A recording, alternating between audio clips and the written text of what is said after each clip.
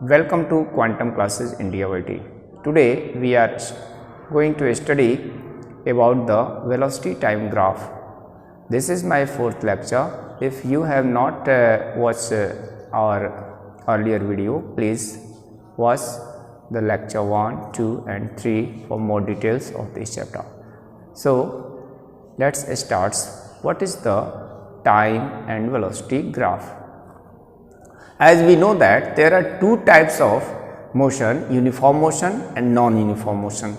So we will draw the graph for the uniform motion and the uniform motion. तो इस तरह से हम लोग के पास जो यूनिफॉर्म मोशन के लिए टाइम और वेलोसिटी का ग्राफ होगा, उससे हम लोग पता करेंगे कि एक्सेलरेशन कैसे निकाल सकते हैं और साथ ही ये पता करेंगे कि अगर टाइम और वेलोसिटी का ग्राफ दिया हुआ है तो उससे हम लोग डिस्प्लेसमेंट कैसे निकालेंगे। तो आइए देखते हैं कि हम लोग कैसे इसका ग्राफ निकालेंगे। साथ ही हम लोग एक्सेलरेशन यानी एक्सेलरेटिंग बॉडी के लिए भी ग्राफ प्लॉट करेंगे और D accelerating that is retardation उसके लिए भी ग्राफ प्लॉट करेंगे। तो आइए सबसे पहले हम लोग एक ग्राफ प्लॉट कर रहे हैं जबकि बॉडी जो है एक्सेलरेट कर रही है uniformly. velocity time graph for uniformly accelerated body। अब जो यूनिफॉर्मली एक्सेलरेटेड बॉडी होती है उसमें दो बातें हो सकती हैं। पहली बात ये हो सकती है कि जो हमारी बॉडी है वो क्या है, वो इनिशियली रेस्ट में है और तब हमने उस पर फोर्स लगाया और उस बॉडी को एक्सेलरेट कर लिया। दूसरी बात ये हो सकती है कि बॉडी पहले से कुछ जो है मोशन में है और उसके बाद हमने उस पर फोर्स लगाया और तब उस बॉडी को एक्सेलरेट किया। तो यहाँ पर हम पहला पार्ट करने जा रहे हैं when body is initially at the rest। when body is initially at the rest, जब ये इनिशियली रेस्ट में है उस केसेस में क्या होगा इसको हम लोग देखते हैं, ग्राफ के जरिए जानने की कोशिश करते हैं उस कंडीशन में हमारा ग्राफ कैसे आएगा और कैसे हम एक्सेलरेशन निकालेंगे और कैसे इसका हम लोग वेलोसिटी निकालेंगे। तो सबसे पहले हम यहाँ पर एक्स एक्सिस के तरफ टाइम को ले लेते हैं, एक्स एक्सिस की तरफ टाइम, और वाई एक्सिस के तरफ हम लोग ले रहे हैं वेलोसिटी को, वेलोसिटी। इधर हमने वेलोसिटी ले लिया और इधर टाइम ले लिया। वेलोसिटी को मान लेते हैं स्मॉल v से और इसको जो है स्मॉल t से डिनोट कर रहे हैं। ये हमारा x और y एक्सिस का इंटरसेक्शन पॉइंट वो है, ओरिजिन है। जब भी हम लोग ग्राफ प्लॉट करते हैं तो ग्राफ पेपर में जो हमारे पास डिविजन्स होता है, small divisions that is 1 centimetre का भी होता है डिवीजन और उससे छोटे भी होते हैं, मिलीमीटर्स में भी होते हैं। तो 1 सेंटीमीटर वाली जो डिस्टेंस है उसको हमें कुछ न कुछ मेजर करना होता है कि कितना यूनिट ले रहे हैं। इसी तरह से जितना ये 1 सेंटीमीटर अगर इतने डिस्टेंस को माना है तो ये भी उसी की। ये कुछ बच्चे पूछते हैं कि ये अंदाज से ही क्या खींच लेंगे क्या हम कॉपी में? जी नहीं, जब आप ग्राफ पेपर प्लॉट करते हैं तो हर डिस्टेंस ही 1 सेंटीमीटर का होता है। तो 1 सेंटीमीटर का जो हमारा यूनिट्स होता है उसमें हम लोग स्केल ले करके, और तब स्केल कहने का मतलब ये है कि आप 1 सेंटीमीटर को टाइम एक्सिस पे 5 सेकंड ले रहे हैं, 2 सेकंड्स ले रहे हैं, 10 सेकंड्स ले रहे हैं, ये इस बात पे डिपेंड करता है। तो उसको लेकर के हमें ग्राफ को प्लॉट करना है। इसी तरह से इधर वेलोसिटी ड्रॉ किया गया है तो वेलोसिटी भी। अब हम लोग यहाँ पर जो ग्राफ प्लॉट करने जा रहे हैं, इधर वेलोसिटी और इधर है टाइम। ऊपर लिखा हुआ है कि जब हम वेलोसिटी टाइम ग्राफ खींच रहे हैं तो ये यूनिफॉर्मली एक्सेलरेटेड बॉडी है। जब ये यूनिफॉर्मली एक्सेलरेटेड बॉडी है तो उस केसेस में क्या होगा, ये टाइम के रिस्पेक्ट में जो हमारी बॉडी होगी, इसकी स्पीड जो होगी वो लगातार इंक्रीज कर रही होगी, बढ़ रही होगी, क्योंकि एक्सेलरेटेड लिखा हुआ है। अब वो कितना बढ़ रहा होगा, कैसे बढ़ रहा होगा, दूसरी चीज की इस बात पे भी हमको ध्यान देना है, body is initially at rest. कहने का मतलब जब हमारा टाइम यहाँ पर जीरो होगा, ये टाइम जब जीरो होगा उस केसेस में बॉडी की जो वेलोसिटी होगी वो भी जीरो होगी, यानी जीरो पर बॉडी का पोजीशन जीरो, यानी इस जगह होगा। फिर जैसे जैसे इधर टाइम इंक्रीज करेगा वैसे वैसे, जैसे अब इस जगह आया तो यहाँ पर आएगा तो इसी के करस्पॉन्डिंग वेलोसिटी भी बढ़ेगा, फिर इधर टाइम बढ़ेगा, फिर वेलोसिटी बढ़ेगा, फिर टाइम बढ़ेगा, फिर वेलोसिटी बढ़ेगा, और इस तरह से हमारे पास जो ग्राफ प्लॉट करके आता है वो बिल्कुल एक स्ट्रेट लाइन ग्राफ आता है। ये हमारे पास वेलोसिटी और टाइम में ग्राफ आता है। इसको हम किसी ऑब्जर्वेशन यानी डेटा के थ्रू भी ड्रॉ कर करके दिखा सकते हैं। लेकिन ऐसे ही आप जानिए कि अगर यूनिफॉर्मली एक्सेलरेटेड बॉडी है, बॉडी अगर रेस्ट में है तो ओरिजिन से ग्राफ जाएगी, और ये टाइम जैसे जैसे इंक्रीज करेगा वैसे वैसे वेलोसिटी, देखिए यहाँ पे टाइम इतना है तो वेलोसिटी यहाँ आ गया, यहाँ पे टाइम इतना हुआ तो वेलोसिटी ये आ गया, टाइम इधर इतना है तो वेलोसिटी ये आया। तो इस तरह से ये क्या होगा, टाइम के इंक्रीज करने के साथ साथ वेलोसिटी हमारी इंक्रीज करती है।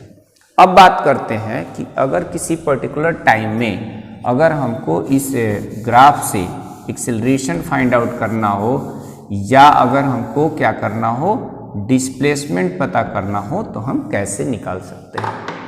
मान लेते हैं कि ये जो बॉडी है हमारी, यहाँ पर ये कुछ टाइम का नाम यहाँ पे हमने t1 दे दिया इस पॉइंट को, और इस पॉइंट को नाम t2 दे दिया। अब हम इससे क्या करेंगे, इस पर एक परपेंडिकुलर ड्रॉ करेंगे, और फिर एक बार हम इससे इस पे परपेंडिकुलर ड्रॉ करेंगे। ये हमारा t2 माइनस t1 जब करेंगे तो टाइम इंटरवल मिल जाएगा। t2 माइनस t1 किया जाएगा तो क्या हो जाएगा, टाइम इंटरवल। मान लीजिए ये t2 जो है हमारा 15 सेकेंड्स है और ये हमारा 5 सेकेंड्स है, तो 15 माइनस 5 करेंगे तो 10 सेकेंड्स हमारा टाइम इंटरवल निकल जाएगा। इसलिए इस चीज़ को हमने ऐसे किया है, ये t1 और ये t2 मान लिया। इस पोजीशन पे इधर के तरफ हम लोग ग्राफ को प्लॉट करेंगे, यहाँ मतलब इस पॉइंट पे ही इधर वाई एक्सिस के तरफ भी परपेंडिकुलर ड्रॉ किया जाएगा इधर की तरफ। इसी तरह से इधर भी हम लोग परपेंडिकुलर ड्रॉ करेंगे, इस वाई एक्सिस वाले इस पर भी परपेंडिकुलर ड्रॉ करेंगे। तो ये जहाँ पर ये दोनों पॉइंट्स, ये यहाँ भी परपेंडिकुलर ड्रॉ कर दिया। जिस तरह से टाइम एक्सिस पर हमने टाइम को t1 t2 मान लिया है, उसी तरह से इधर जो हमारा वेलोसिटी है इस पे मान लेते हैं v1 और यहाँ मान लेते हैं v2। ये जब हम आपको न्यूमेरिकल कराएंगे ना अपने नेक्स्ट लेक्चर में, तो आपको हम बता देंगे कि इसका न्यूमेरिकल्स कैसे सॉल्व किया जाता है। अभी हम लोग इसको केवल इसका कॉन्सेप्ट समझने के लिए इस टाइप से हमने किया। यहाँ पे टाइम t1 हो गया, यहाँ पे टाइम t2 हो गया। इस पॉइंट पर यहाँ से इस पे भी परपेंडिकुलर ड्रॉ कर दिया और इस पॉइंट से इधर भी परपेंडिकुलर ड्रॉ किया। इसको v1 मान लिया, इसको v2 मान लिया, इसको t1, इसको t2। बाकी अगर हम लोग ग्राफ प्लॉट करें तो इसे दिया रहता है। तो ये इस टाइप से हमारे पास कुछ जो है ये पॉइंट्स आ गए, ठीक है। तो ये हमारे पास जो भी पॉइंट्स आया ये कुछ इस टाइप से आ गया, ठीक है। अब हमको करना क्या है, हमको पता करना है कि जब बॉडी टाइम t1 से t2 तक मूव की तो उस दौरान इस बॉडी का एक्सेलरेशन कितना होगा। पहली बात जो मैंने बताया कि यहाँ पर ये बॉडी एक्सेलरेट कर रही है, इस ग्राफ को देख करके आप कैसे पहचानेंगे। तो क्या तरीका बताया मैंने, हमने यहाँ पे परपेंडिकुलर ड्रॉ किया। जैसे यहाँ पे जीरो है टाइम, तो पोजीशन भी वेलोसिटी भी जीरो है। फिर यहाँ से एक परपेंडिकुलर ड्रॉ कर दिया और यहीं से इधर किया तो देखा जब टाइम यहाँ आया था तो वेलोसिटी ये थी। फिर यहाँ पर आया, यहाँ पे हमने वो परपेंडिकुलर ड्रॉ कर दिया एक्स एक्सिस पे, और इसी पॉइंट से इधर किया तो देखा कि फिर वेलोसिटी कुछ बढ़ गई। यानी टाइम जैसे जैसे इंक्रीज कर रहा है, टाइम जैसे जैसे बढ़ रहा है ना, वैसे वैसे उस बॉडी की जो वेलोसिटी है वो भी बढ़ रही है। तो इस तरह से हम कह सकते हैं कि ये यूनिफॉर्मली एक्सेलरेटेड बॉडी है। दूसरी चीज़ कि ये जो है बॉडी रेस्ट पे क्यों है, कैसे पता चला, क्योंकि यहाँ पे टाइम एक्सिस पर जब हम ग्राफ प्लॉट कर रहे हैं तो ओरिजिन पर टी भी हमारा जीरो है, यानी टाइम भी जीरो है और पोजीशन भी जीरो है, तो ये इनिशियली एट द रेस्ट का ग्राफ है। अब हम लोग एक्सेलरेशन इसका कैसे निकालेंगे। अगर टाइम और वेलोसिटी का ग्राफ दिया हुआ है तो उससे उस बॉडी का एक्सेलरेशन कैसे निकालेंगे और उसका हम लोग डिस्प्लेसमेंट कैसे निकालेंगे उसको देखते हैं। तो पहला हम लोग first point finding out the magnitude of the acceleration. कैसे हम लोग एक्सेलरेशन फाइंड करेंगे।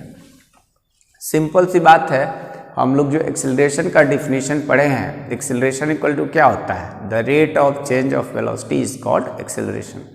तो हम लोग क्या करेंगे, वेलोसिटी में चेंज निकालेंगे और वेलोसिटी में चेंज होने के लिए कुछ ना कुछ तो टाइम भी लगा होगा, तो टाइम इंटरवल यानी the rate of change of velocity is called acceleration. कहने का मतलब यहाँ पर वेलोसिटी हमारा v1 है, यहाँ पर वेलोसिटी v2 है। तो जब v1 से v2 हुआ तो इस v1 से v2 होने में टाइम लगा होगा। कितना टाइम लगा, v1 जो है ये वेलोसिटी है टाइम t1 पे और v2 कब है, ये है टाइम t2 पर। यानी इधर टाइम में चेंजिंग हो गया t2 माइनस t1, तो इधर वेलोसिटी में क्या चेंजेस आया, v2 माइनस v1। तो हम लिखेंगे यहाँ पे एक्सेलरेशन इक्वल टू, हम चाहें तो इस ग्राफ का कुछ नाम भी दे सकते हैं, जैसे O यहाँ नाम लिखा है, इस पॉइंट का कुछ नाम A दे देते हैं, इस पॉइंट का B, और इधर जो है A B दिया तो इधर C, इधर D लिख दिया, इधर E लिख दिया इस पॉइंट को और इसको F लिख लिया, ऐसे लिख लिया, ठीक है। तो acceleration equal to change in velocity, यानी चेंज इन वेलोसिटी यानी कि यहाँ पर आ जाएगा EF और इधर टाइम में चेंजेस CD आएगा तो CD लिख लेंगे। EF कैसे निकला, E पर वेलोसिटी है V1 और F पर है V2, तो ये आएगा V2 माइनस V1, ठीक है। ये चेंज इन वेलोसिटी ऐसे ही CD कैसे निकलेगा, ये निकल जाएगा OD minus OC that is T2 minus T1। आप थोड़ा सा ग्राफ में देख करके कंफ्यूज मत होइएगा। O से C तक का जो टाइम है वो T1 है, O से D तक का जो टाइम है वो T2 है। तो अगर नहीं समझ में आता होगा तो मैं इसको अलग से लिख दूंगा कि ये CD कैसे आ गया इतना T2 माइनस T1 और ये कैसे आ गया। अगर इसको मैं लिख देता हूँ, EF निकला है EF, OF में से O से F तक जो वेलोसिटी है यानी कि F पॉइंट पर जो वेलोसिटी है वो V2 है और O से E तक जाने पर जो वेलोसिटी हुई है यानी OE वो V1। तो इसको हम OF माइनस OE भी लिख सकते हैं और यहाँ पर ये नहीं समझ में आ रहा है तो O से D पॉइंट तक का टाइम T2 है और O से C तक का जो टाइम है वो हमारा T1 है। तो हम इसको OD माइनस OC भी लिख सकते हैं क्योंकि OD हमारा ये डिस्टेंस है, OD में से OC को माइनस करेंगे CD निकल जाएगा, तो इसलिए इसको ऐसे लिख लिया। तो हम इसको नेक्स्ट स्टेप में लिख सकते हैं यानी OF तो यानी V2 माइनस OE यानी V1 और इधर आ जाएगा OD है T2 और OC है T1। तो इस तरह से हमारे पास एक्सेलरेशन निकल करके आएगा जिसको कि हम लोग ग्राफ की हेल्प से बहुत आसानी से निकाल सकते हैं। और ये हमारा क्या कहलाता है, एक तरह से ये स्लोप कहलाता है। Slope, this is the slope of the line AB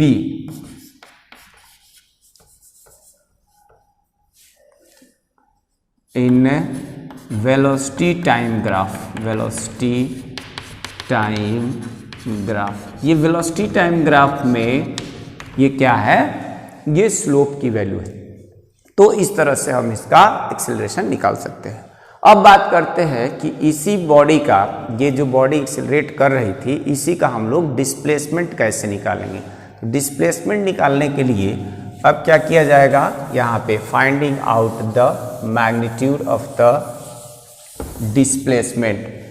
तो डिस्प्लेसमेंट, यहाँ पे लिख देता हूँ डिस्प्लेसमेंट, ठीक है। डिस्प्लेसमेंट कैसे पता करेंगे, डिस्प्लेसमेंट जब भी हम पता करेंगे तो कुछ ना कुछ टाइम दिया होगा। तो हम जिस टाइम इंटरवल के लिए डिस्प्लेसमेंट पता करेंगे तो उसको ग्राफ में देख लेंगे। हम अगर मान ले रहे हैं कि हम डिस्प्लेसमेंट निकाल रहे हैं टाइम t1 से t2 तक, तो t1 से t2 तक के लिए t1 से ये जो ग्राफ प्लॉट किया गया है, परपेंडिकुलर ड्रॉ किया है, और ये t2 पे जो परपेंडिकुलर ड्रॉ किया गया है, और ये हमारा जो ग्राफ है ए बी, इनके बीच का एरिया निकालेंगे। क्या करेंगे, इनके बीच का एरिया निकाल लेंगे। ये जो है शेडेड पोर्शन का, इसका एरिया निकाल लेंगे। ये जो भी एरिया निकल करके आएगा यही हमारा क्या हो जाएगा, डिस्प्लेसमेंट हो जाएगा। और एरिया ही क्यों निकालते हैं, क्योंकि हम लोग डिस्टेंस का फॉर्मूला पढ़े हैं, स्पीड इनटू टाइम, यहाँ वेलोसिटी इनटू टाइम करके दिया है। तो वेलोसिटी इनटू टाइम जो होगा वो डिस्प्लेसमेंट निकलेगा। डिस्प्लेसमेंट को इस चैप्टर में हम लोग स्मॉल s से रिप्रेजेंट करते हैं, तो इसलिए यहाँ पे डिस्प्लेसमेंट निकालेंगे। डिस्प्लेसमेंट इक्वल टू, डिस्प्लेसमेंट को s से रिप्रेजेंट करेंगे, equal to area of, area क्या चीज है, A B D C, A B D C, इसका एरिया निकालेंगे। अब ये जो एरिया दिख रहा होगा वो एक जो है ट्रेपीजियम दिख रहा है। दो तरीके से निकाल सकते हैं, या तो इसको यहाँ से परपेंडिकुलर ड्रॉ करके यहाँ पर एक ट्रायंगल हो जाएगा, इधर एक ट्रायंगल हो जाएगा, तो उससे निकाल सकते हैं। और दूसरा तरीका है कि हम इसको क्या करेंगे, इसको डायरेक्ट जो है ट्रेपीजियम का फॉर्मूला लगाएंगे। कैसे निकलेगा, ये होता है ट्रेपेजियम का फॉर्मूला होता है sum of the parallel sides and perpendicular distance between them. तो sum of the parallel sides का मतलब है और बाई 2, यानी AC plus BD into perpendicular distance between them, यानी यहाँ पे CD लिख लिया और डिवाइडेड बाई 2। तो ये AC कितना आएगा, AC की जो डिस्टेंस है वो है V1 प्लस BD कितना है, BD ये है V2 इंटू CD यानी T2 माइनस T1 और डिवाइडेड बाई 2। तो इस तरह से हम क्या कर सकते हैं, इसमें किसी भी यूनिफॉर्मली एक्सेलरेटेड बॉडी का जो कि स्टार्टिंग में क्या हो, रेस्ट पर हो, उसका हम लोग क्या निकाल सकते हैं, डिस्प्लेसमेंट निकाल सकते हैं, और स्लोप निकाल करके उसका एक्सेलरेशन निकाल सकते हैं। ठीक है, वीडियो देखने के लिए धन्यवाद। मिलते हैं नेक्स्ट टॉपिक, जिसमें कि हमारा वीडियो यही रहेगा, लेकिन हो सकता है लेक्चर बदल जाए, नहीं तो यही वीडियो भी अगर रहेगा तो हम लोग नेक्स्ट बात करेंगे velocity time graph when the body has the finite velocity. यानी अभी जो बॉडी रेस्ट पोजीशन पे थी वो रेस्ट पर ना हो करके अब जो बॉडी होगी वो कहाँ पर होगी, कुछ न कुछ पहले से उसकी वेलोसिटी होगी, और उस केसेस में हम लोग उस बॉडी का क्या निकालेंगे, एक्सेलरेशन निकालेंगे, और साथ ही उसका क्या निकालेंगे, डिस्प्लेसमेंट निकालना है। तो आप हमारे वीडियो पर बने रहिए। फिर टॉपिक यही है, velocity time graph for uniformly accelerated body when body is at finite velocity, when body has finite velocity। उस केसेस में हम लोग क्या करेंगे, उस केसेस में भी हम लोग यही दोनों चीज़ें फाइंड आउट करेंगे। एक फाइंड आउट करेंगे इसका एक्सेलरेशन और दूसरा फाइंड आउट करेंगे इसका क्या चीज़, वेलोसिटी। देखिए ये टाइम और वेलोसिटी में ग्राफ है। इधर की तरफ हमारा एक्स एक्सिस, ये वाई एक्सिस, ये ओरिजिन, इधर हमारा टाइम एक्सिस का ग्राफ है, ये टाइम है, इधर टाइम है, और इधर हमारा है वेलोसिटी, इधर वेलोसिटी है। ठीक है, इधर हमारा जो अब लाइन है, टाइम जो है जीरो है, जीरो। जब टाइम जीरो है, यहाँ लिखा है when body has finite velocity, finite velocity. ठीक है, तो उस केसेस में यहाँ कुछ ना कुछ, जब जीरो टाइम होगा तो भी इसकी वेलोसिटी कुछ ना कुछ होगी, इसलिए यहाँ पर इसकी कुछ वेलोसिटी होगी। टाइम जीरो है फिर भी यहाँ पे इसकी वेलोसिटी होगी, यानी ये बॉडी जो है पहले से क्या है, मोशन में मूव कर रही है।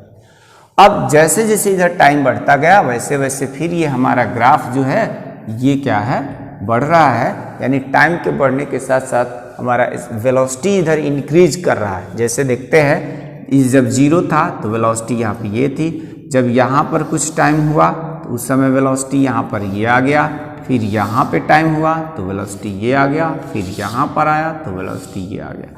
तो इस तरह से जैसे जैसे इधर टाइम इंक्रीज कर रहा है, टाइम इंक्रीज के साथ साथ हमारा वेलोसिटी भी बढ़ रहा है, इंक्रीज कर रहा है, इसलिए बॉडी जो है ये यूनिफॉर्मली क्या कर रही है, एक्सेलरेट कर रही है।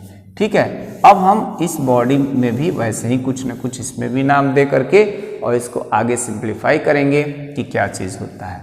यहाँ पर जो वेलोसिटी है, इसकी वेलोसिटी को मान लेते हैं इस जगह v1, और इस जगह तक जब बॉडी गई है इसका कुछ नाम दे देते हैं। यहाँ पर इसको परपेंडिकुलर ड्रॉ कर देते हैं इस जगह, तो यहाँ पर इसकी जो वेलोसिटी है इसको मान लेते हैं v2। ठीक है, अब यहाँ से इधर भी परपेंडिकुलर ड्रॉ करना पड़ेगा, तो यहाँ टाइम हमको पता चल जाएगा। इस टाइम को t2 मान लिया, और यहाँ पर जो टाइम दिया हुआ है इस टाइम को हम t1 मान लिए। ठीक है, अगर बॉडी का जो ग्राफ आया है इसको नाम हम AB दे दें तो इस तरह से ऐसे आ जाएगा। ठीक है, तो अगर बॉडी पहले से मूव कर रही है तो इस तरह से। दूसरा तरीका ये है कि हम चाहें तो किसी दूसरे टाइम इंटरवल में भी इसका हम लोग डिस्प्लेसमेंट और इसकी एक्सेलरेशन निकाल सकते हैं। जैसे हमने यहाँ टाइम t1 को 0 से लेकर के t2 के बीच निकाला, हम चाहें तो यहाँ पर कोई दूसरा सेक्शन ले सकते हैं। जैसे इसका ग्राफ नाम हमने AB दिया है, तो हम कहीं पर ये पॉइंट भी ले सकते हैं। इस पॉइंट को हम नाम दे देते हैं कुछ भी, AB यहाँ पे है तो इधर C मान लेता हूँ, और इधर जो है कुछ L ही मान लेता हूँ, L, और यहाँ से इस पे परपेंडिकुलर ड्रॉ कर दिया है, यहाँ पे इसको D मान ले रहा हूँ। ठीक है, तो इस टाइम को अब हम मान लेते हैं t1, और इस वेलोसिटी पे इस जगह पर इसकी वेलोसिटी को मान लेते हैं v1। ये ऐसा नहीं कि उसको ही लेके किया जा सकता है, हम लोग अपनी सुविधा के अनुसार जैसे भी है कर सकते हैं। बाकी अगर न्यूमेरिकल प्रॉब्लम आता है तो वहाँ पे अपनी सुविधा नहीं देखते हैं, वहाँ पे हम लोग परपेंडिकुलर ड्रॉ करते हैं, और जहाँ पर उसकी टाइम, जहाँ पर उसका वेलोसिटी मिलता है उसी ऑब्जर्वेशन के अकॉर्डिंग, उसी डेटा के अकॉर्डिंग कैलकुलेशन कर लेते हैं। तो यहाँ पर आइए देखते हैं, तो यहाँ पर क्या करना है, यहाँ पर भी वही चीज़ करना है। यहाँ पर भी हमको एक्सेलरेशन फाइंड आउट करना है कि बॉडी का एक्सेलरेशन कितना है, और इस टाइम भी हमको बॉडी का क्या पता करना है, डिस्प्लेसमेंट ही पता करना है। तो हम time interval t1 to t2, यानी जो हमारा ड्यूरेशन है इस टाइम इंटरवल का, वो t1 से t2 के बीच में कितना इनका एक्सेलरेशन हुआ, और t1 से t2 के दौरान ही कितना डिस्प्लेसमेंट हुआ उसको पता करेंगे। तो यहाँ पे लिखेंगे फर्स्ट पार्ट क्या करना है, एक्सेलरेशन फाइंड करना है। तो एक्सेलरेशन इक्वल टू, एक्सेलरेशन का क्या डिफिनीशन होता है, the rate of change of velocity is called acceleration.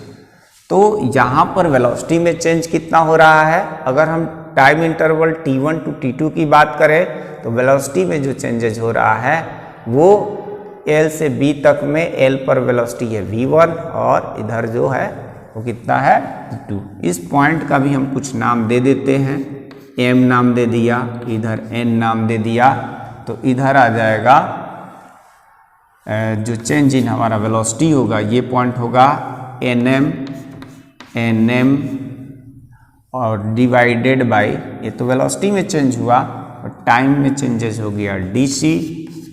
तो nm को निकालने के लिए हम लोग O से n तक का जो वेलोसिटी है यहाँ पर v2 माना है, तो v2 माइनस और m पर जो वेलोसिटी है वो v1 है, तो चेंज इन वेलोसिटी यानी v2 माइनस v1, और यहाँ जो टाइम में चेंजेस हुआ है dc वो t2 माइनस t1। तो इस तरह से यहाँ पर भी वही काम करना है कि हम चेंज इन वेलोसिटी निकालें और नीचे जो है चेंज इन टाइम है।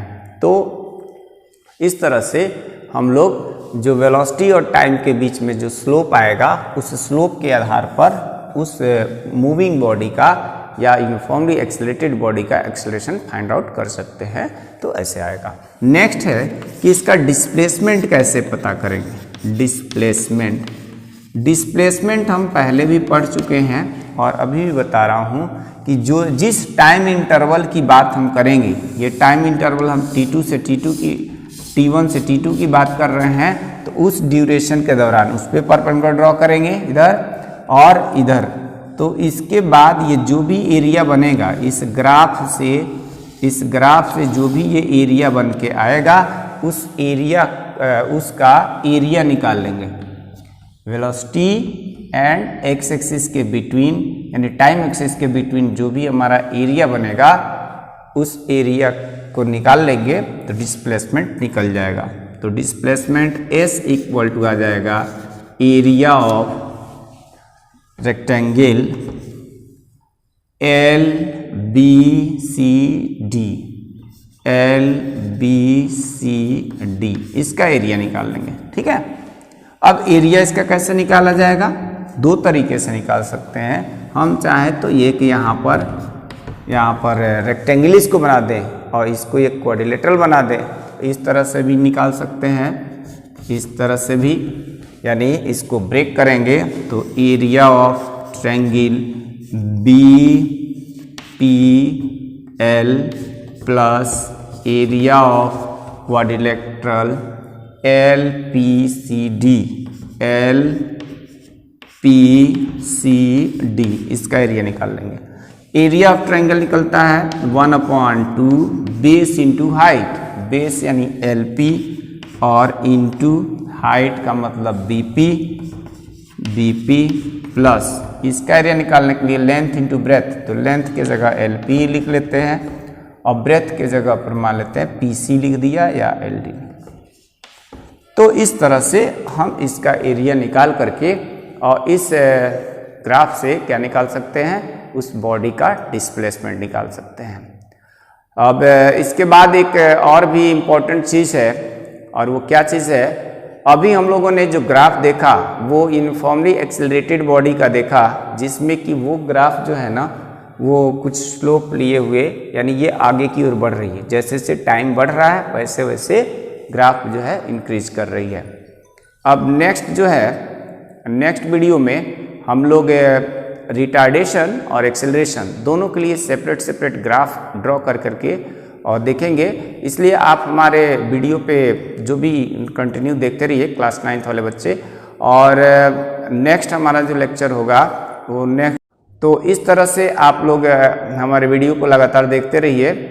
हम इसके बाद जो भी टॉपिक लेके आएंगे उसमें ये लेके आना है कि जो एक्सेलरेशन है, एक्सेलरेशन के लिए यूनिफॉर्मली एक्सेलरेशन के लिए तो ग्राफ प्लॉट कर लिया, लेकिन अगर रिटार्डेशन होता है तो उसके लिए कैसे ग्राफ होता है। तो हम दोनों ग्राफ को कंपैरिजन कराएंगे, यानी यूनिफॉर्मली एक्सेलरेटेड बॉडी के लिए और यूनिफॉर्मली रिटार्डेशन के लिए। तो रिटार्डेशन और एक्सेलरेशन का ग्राफ जरूर हमारे नेक्स्ट लेक्चर में देखिए, नेक्स्ट वीडियो में देखिए। वीडियो देखने के लिए धन्यवाद। अगर अभी तक आपने हमारे चैनल को सब्सक्राइब नहीं किया है तो प्लीज़ आप हमारे चैनल को ज़रूर सब्सक्राइब कर लीजिए। हम इस बार जो भी पढ़ा रहे हैं class 9th 10th 11th 12th जो भी पढ़ाएंगे या पढ़ा रहे हैं उसमें कोशिश कर रहे हैं कि एक चैप्टर का कंप्लीट वीडियो बनाएं, जिसमें कि चाहे लेक्चर 1, लेक्चर 2, लेक्चर 3 इस टाइप से करके और उस चैप्टर का पूरा वीडियो बनाएं थ्योरी का। और साथ ही साथ जैसे ही थ्योरी कंप्लीट होती है, न्यूमेरिकल से बहुत डर लगता है बच्चों को, तो एक एक न्यूमेरिकल करके चाहे कोई भी बुक हो, किसी भी बुक से हम उसको कंप्लीट कराएंगे। इसलिए आप हमारा कोई भी वीडियो मिस मत कीजिए, कंटिन्यूटी बनाए रखिए और जितना ज़्यादा से ज़्यादा हो सकता है आप हमारे चैनल को शेयर कीजिए। और जो लोग सब्सक्राइब नहीं किए हैं वो ज़रूर सब्सक्राइब कर लीजिए और वीडियो को देखिए। अगर आपको कोई प्रॉब्लम होती है, वीडियो समझ में नहीं आती है, तो आप अपने कमेंट के द्वारा हमें ज़रूर बताइए, हम उसको ज़रूर ही सुधार करेंगे। वीडियो देखने के लिए धन्यवाद। मिलते हैं हमारे नेक्स्ट वीडियो में।